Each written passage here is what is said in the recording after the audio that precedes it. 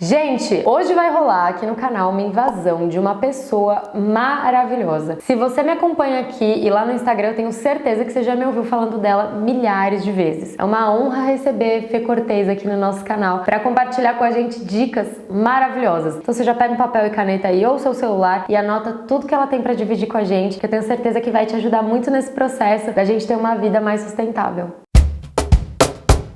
Calma, você não caiu de paraquedas, você tá no canal certo. Eu sou a Fê Cortez e eu combinei com a Lari essa semana da gente trocar de canais pra expandir um pouco essa conversa sobre consumo consciente e minimalismo. Eu sou do Menos um Lixo, vou deixar o link aqui embaixo na descrição, e a Lari tá lá essa semana falando um pouco sobre isso. E eu vim aqui falar pra você, te dar 5 dicas, na verdade, de perguntas infalíveis que você pode fazer pra você mesmo antes de comprar qualquer coisa. Mas isso é claro se o consumo consciente e esse estilo de vida mais simples, mais minimalista é o que faz sentido pra você. Mas antes, não se esquece de se inscrever aqui no canal da Lari e lá no Menos um Lixo e depois ir lá assistir o vídeo dela, que tá incrível. Em dezembro de 2019, a Trendwatching, que é um instituto de pesquisa, ela apontou 4 tendências de consumo para 2020. Pré-pandemia, mas ainda fazem muito sentido. Uma delas eles chamaram de green pressure, ou pressão verde, que é mais ou menos o seguinte: os consumidores, eles estão cada vez mais esperando que as marcas respondam a problemas do mundo, a problemas ambientais do mundo com as suas ações. Então isso significa que os consumidores estão exigindo que as marcas cada vez mais se engajem não só em vender qualquer coisa,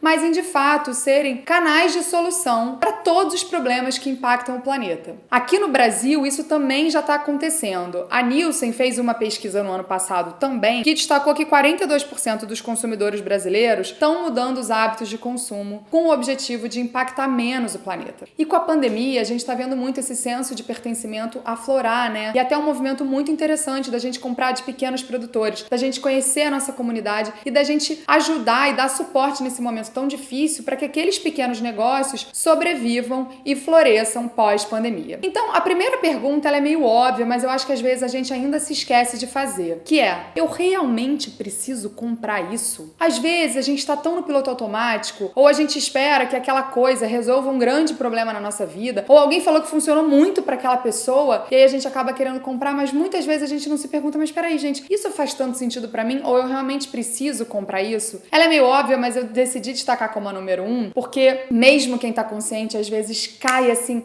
naquele gatilho que é muito estrategicamente pensado pelas empresas, pelas marcas e pelo marketing digital para fazer com que a gente tenha aquele impulso de comprar. No shopping, então, nas lojas, então, nem se fala. Existem vários estudos, visual merchandising, que é como você organiza melhor as peças para as pessoas terem mais desejo daquela compra. E muitas vezes aquela compra é de uma coisa que a gente não precisa e que vai ter um impacto super negativo no planeta, já que a forma como a gente hoje produz a maioria das coisas é o que a gente chama de economia linear. A gente extrai o que a gente ainda chama de recurso da natureza, transforma aquilo em produto e depois a gente descarta. Muitas vezes achando que a gente joga fora e que existe algum fora. E aí esse é um outro rolê que, se você quiser se aprofundar, tem um monte de conteúdo bacana no Menos um Lixo. Então vamos para a pergunta número 2. De onde vem o que eu quero comprar? Muitas vezes a gente não para fazer essa pergunta e a gente acaba consumindo, ainda mais nesse momento que eu digo nos últimos anos, uma quantidade absurda de produtos que vêm de outros países, inclusive de outros continentes, como a China, por exemplo. E qual é o grande problema disso? O grande problema é que a gente às vezes não para pensar, por exemplo, na emissão de carbono, para trazer uma caneta da China para cá, para trazer um brinquedo da China para cá, para trazer qualquer coisa da China para cá. E muitas vezes essas coisas vão ser descartáveis. Então a gente começar a entender que cada transporte desse, cada produção dessa gera o que a gente ainda chama de externalidades. Externalidades é mais ou menos assim: a empresa lucra e o prejuízo é dividido por todo mundo, por todos os seres que habitam esse planeta com a gente e pela gente mesma, né? Que tá vivendo num país e num planeta cada vez mais poluído, cada vez mais intoxicado do nosso próprio lixo. Então, da onde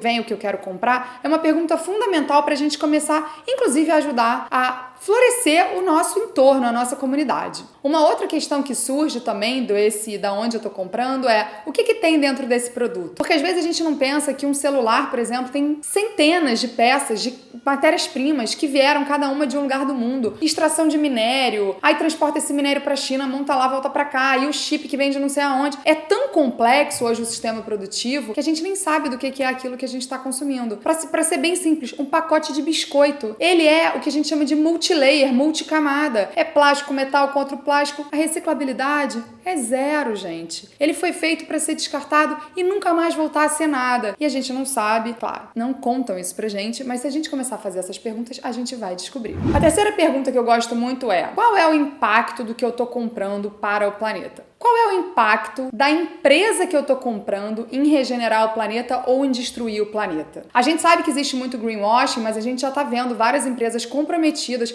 em fazerem ações de regeneração para a natureza, regeneração para o planeta. E eu acho que a gente tem que cobrar cada vez mais isso das empresas. Não existe mais uma empresa que só busque o lucro. Não pode existir mais uma empresa que só busque o lucro. Se ela não se comprometer em fazer parte, em fazer florescer a comunidade, o ecossistema onde ela tá. Então, quando a gente olha para o impacto daquela empresa no planeta, no ambiente, a gente começa a ter melhores opções de escolha enquanto consumidores e de falar, gente, eu não concordo com isso. Porque lembrem-se, a cada escolha de consumo, mesmo que a gente compre poucas coisas, a gente está dando um aval para aquela empresa de continuar produzindo daquela forma. Eu sei que nem tudo a gente tem opção hoje em dia, infelizmente. Celular, por exemplo, todos têm obsolescência programada, todos são feitos para um dia parar de funcionar e ainda não existe um que funcione de fato, que você só troque as peças do que quebrou. Mas a gente tem que começar a exigir cada vez mais isso das empresas, porque se a gente não exigir, elas não vão produzir. Então, quando a gente pensa no impacto dessas empresas para o planeta, a gente até começa uma pesquisa muito interessante e vê que tem gente bacana fazendo coisas legais em todos os segmentos. E aí a gente pode começar a pressionar as que não estão fazendo coisas tão legais através da nossa não compra, de falar, não, eu não concordo com você, então eu não vou comprar de você. É bem efetivo.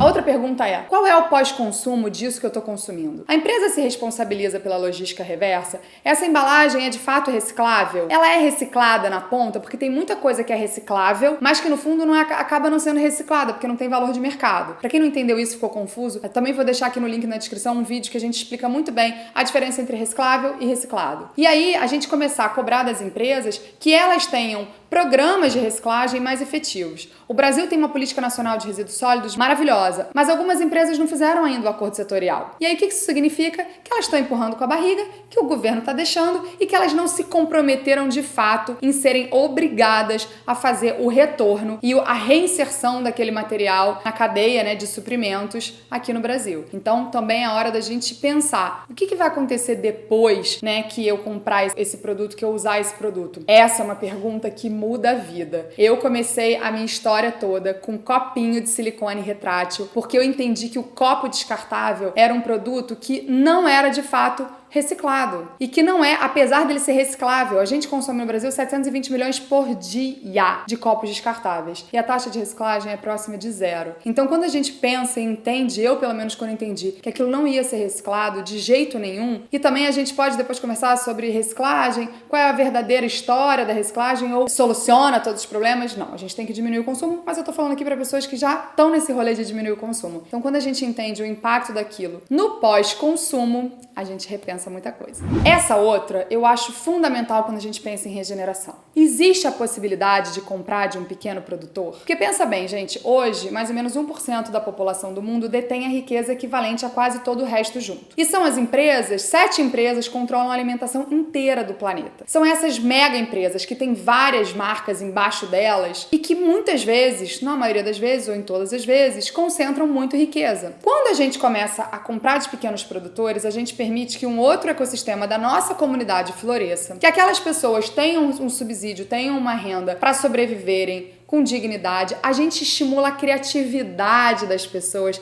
e desses produtores. A gente muitas vezes compra produtos únicos que ninguém vai ter igual ou menos gente vai ter igual e a gente começa a desenvolver toda uma forma de funcionar sistêmica do mundo que começa a ter mais diversidade, mais possibilidades, que tem mais resiliência. Porque quando a gente fala de um sistema que tenha mais diversidade, mais possibilidades, a gente está falando de um sistema resiliente. E tudo que a gente está vendo na pandemia é que o sistema econômico que a gente fundamentou a nossa vida, o capitalismo, não é resiliente. Um sistema que para 3 meses, 4 meses, 1 mês, 2 meses e que várias economias estão prestes a quebrar e a gente está vendo o que está acontecendo e a gente vai ver o que vai acontecer ainda mais. Quantas pessoas são esperadas a voltarem para a linha da pobreza ou da miséria extrema por conta disso? A gente vê que ele não é um sistema pensado na vida. Ele é um sistema pensado só no dinheiro. E quando a gente estimula os pequenos produtores, a gente começa a distribuir esse dinheiro para que mais gente tenha mais poder de mudar o mundo e mais capital. Então a gente desconcentra o capital dessas 26 famílias que tem o equivalente, eu acho, a 4,6 bilhões de pessoas no mundo de renda, 26 famílias no mundo, tem o equivalente a 4,6 bi de pessoas, é mais ou menos isso. E a gente começa a distribuir renda, riqueza e oportunidade e vida para outras pessoas. Bom, eu espero que você tenha gostado desse conteúdo, ele foi feito com muito amor. Eu agradeço a Lari por essa troca, eu me inspiro muito com os vídeos dela. Vamos juntas, vamos juntos, você que está aí assistindo, juntos, a cada escolha nossa de consumo ou de não consumo, co-criar esse mundo onde a gente quer viver. E um brinde com esse copinho que mudou a minha vida, pode ser que mude a sua também, se você ainda não tem o copo do Menos um Lixo, Momento Jabá, tá a preço de custo, também vamos deixar o link aqui. E pra você que quer aprofundar essa história toda de sustentabilidade, de uma vida com menos lixo, a gente criou um curso perfeito pra você. Sustentabilidade na prática. É um curso de sustentabilidade em casa, feito pra quarentena, na prática para você tirar todas as suas dúvidas e conseguir se engajar ou aprimorar os seus conhecimentos para uma vida com menos lixo. Obrigada! Eu falei que ela tinha dicas muito boas para dividir com a gente, então já segue a Fê Cortez nas redes sociais e no Menos um Lixo também e acompanha todos os projetos que ela tem feito coisas incríveis. A equipe do Menos um Lixo todinha é maravilhosa e não deixa de ir lá no canal da Fê também para acompanhar o vídeo que a gente fez por lá, que também ficou muito legal. Eu dei 5 dicas pra gente simplificar a vida, falando um pouquinho sobre minimalismo. E se vocês gostaram desse vídeo, deixa a nossa hashtag aqui, ai que vídeo bom, e a gente se vê no próximo vídeo. Um beijo, tchau!